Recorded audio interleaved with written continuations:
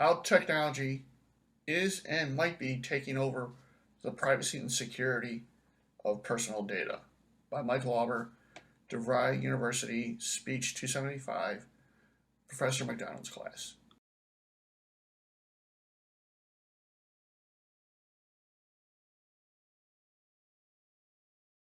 Let's look at social media, GPS, smart homes, and Wi Fi, and what the data truly holds. Some people don't realize this, but social media is not truly free. When you sign into accounts such as Snapchat, Twitter, Facebook, you are basically signing off your rights to use your personal data that you just created to that company, and they can do with it what they wish. Whether that would be censoring you, to marketing stuff to you, that's what they will do. And it's not a really big surprise, but companies will take a collection of your data and then also sell it. This is why everything's tied into the cloud now. It's big more for marketing campaign and making money. That's why when you get a service for free, that's why they're making money off of the back end. Let's look at your GPS device. Your GPS device, such as your phone, like this, to your laptop, to tablets, anything, can be tracked. Even if you turn off the GPS tracking system, it can be tracked via your IP. And as a side note, the IP address is like a home address that each individual person gets. This is how they can find, missing children or what have you. The scary part is it's always used for good. Now let's look at your smart home. Your smart home has a TV that connects to Wi-Fi. It might even be as smart as a recording device so you can speak to it. To Samsung, had a couple of them that had built-in webcams, which a few years ago, they literally got busted for spying on people. What they would do is see how your layout of your home was, so then that way they can best market themselves. And Wi-Fi. Wi-Fi ties into all of this. Wi-Fi is always recorded because of the IP address. So just keep that in mind the next time you start surfing at a hotel or anything else. And also, if you look over to the side here, well, probably this way now, this is the biggest privacy threats by device.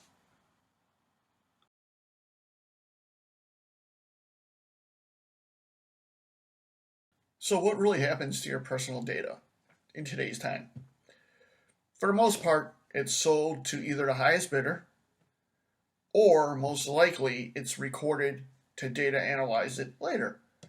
The NSA actually created a new facility that is 3 square blocks, where all it does is record from city cameras to your phone and who's possibly a threat to them, meaning to American society.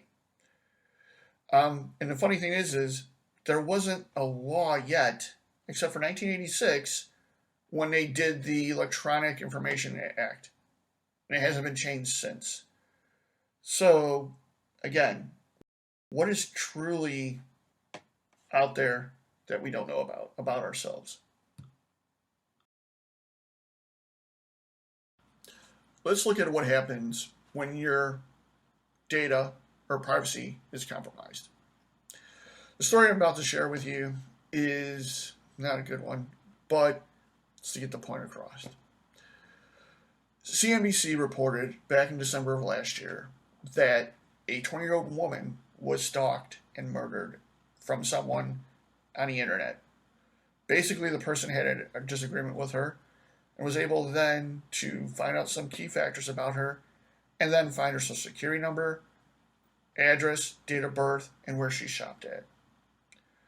Fortunately, the police were able to catch the murderer.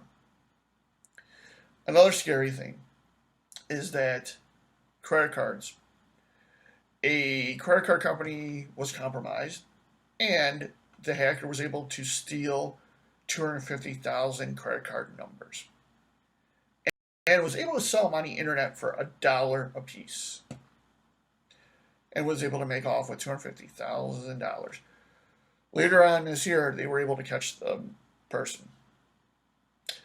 CNBC also reported that smart cars are kind of scary as well. It's not only the insurance company that is taking the data to, help prevent accidents from happening, but other people are taking that data as well. They're analyzing that data from wrecked smart cars to see where people shop, where they went, who they went to visit, and other things.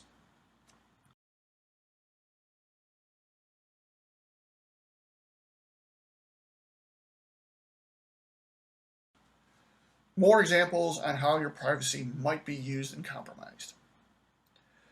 Next time you go to a coffee shop, make sure what you're doing. Make sure what Wi-Fi you're connecting to. Because let's think about it. As an example, we did a test for security. And we wanted to see how many people would connect to this Wi-Fi because it said it was for free. Out of 40 people that were in the surrounding area, 22 of them literally connected to this Wi-Fi. By doing so, they opened up their computer to us getting into their system. So just beware that if you go to your favorite coffee shop, that you are looking at the right Wi-Fi network. Again, social media, cannot stress this one enough. Companies pay to get your data. Just like when you go to Google and you type in, hey, I'm searching for this. Companies are actually paid to go on top of that list. Or pay, I should say, to get on top of that list. So, sometimes that data then actually gets sold to governments, personal companies, whomever pays the highest bid. And one major way that kind of scares me a little bit is what they call smart cities. Smart cities are cities that put cameras around the area. In this case, Chicago I can speak to because I know how they set them up. Chicago actually has tracking devices to track people and to track crowds and individuals at the same time. Just like when we had Lollapalooza, they were able to identify 2 million people. So the next time you're out, just remember that their data and privacy is no longer here. Because in 2020, it's expected to reach $760 billion to create smart cities.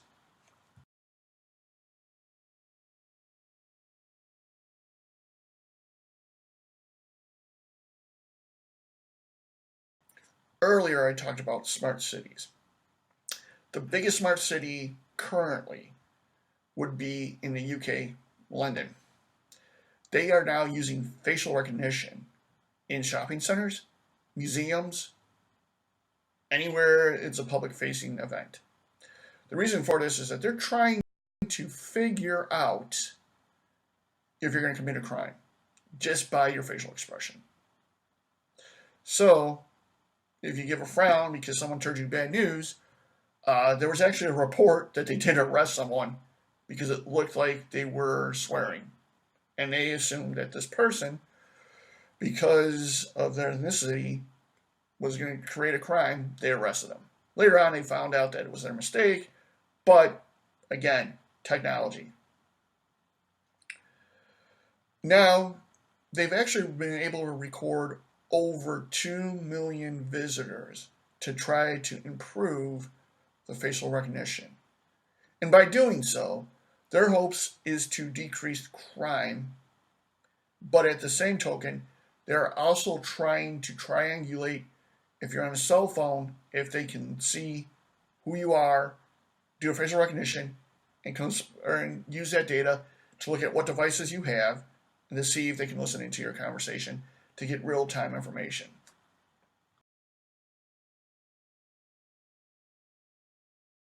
Now, let's look at the methods of tracking. One of the bigger trackings is by your mobile device.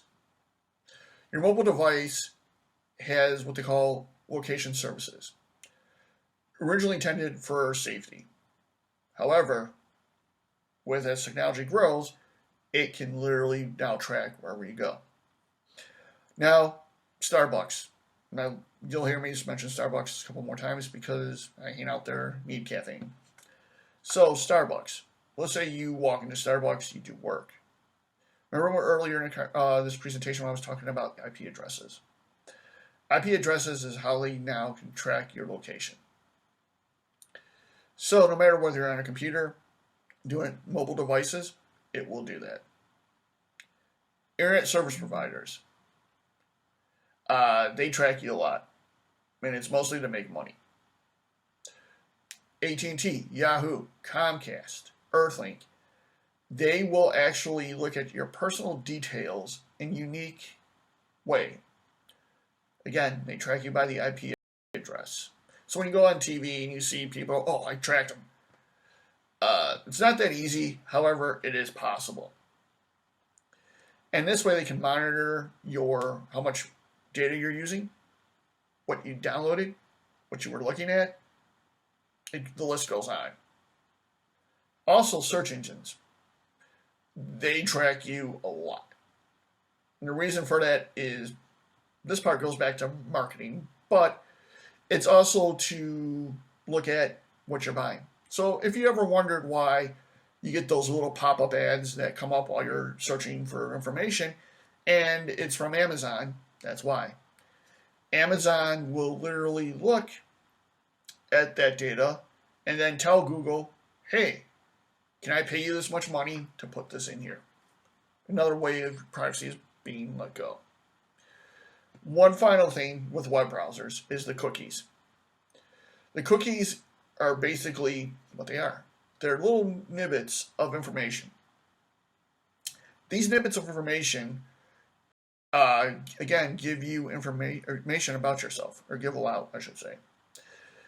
It will literally track your history, what machine you were on, and for those that love using Google and Firefox's account, they track on what computer and device you are using, so they can actually track what devices you use and also figure out what you are doing.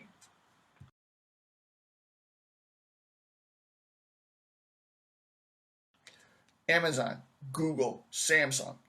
These assistants are always listening and watching. In an article by Alan Abe, he would ask Google, hey, can you tell me what's the recording length of your Google device? And they said about 8 seconds. Is it 8 seconds or is it more? No one really knows this answer because they later on recanted and said, oh, it's only 3 seconds. Amazon says that it's 5. However, a few years ago, it was actually recording 2 couples arguing and then sent it off to their friends. That's another reason how privacy is being taken away. And also, finally, let's look at smart home devices. Smart home devices can be door lock, garage door opener, lights, security system. These all tie back into the cloud. Therefore, not only can it be used for marketing purposes, but if someone were to hack your account, now they have full access of where and who you are.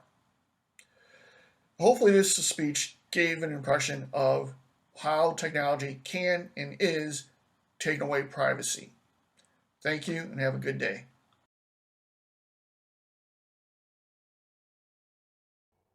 So here are some takeaways to watch out for on how technology can take away your privacy.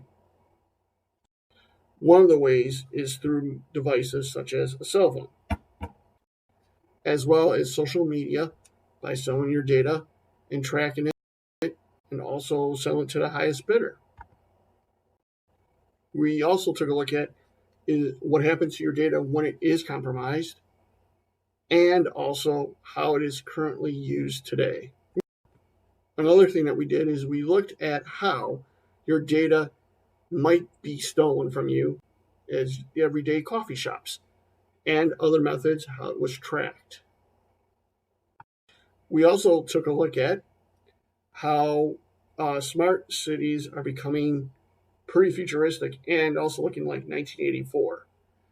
as well as smart assistants such as Amazon or Google Assistant, and how they are truly recording your voices at an unknown level. But not all is lost. You can also check social media privacy settings to make sure you're not sharing with everybody or limiting on who you're sharing with.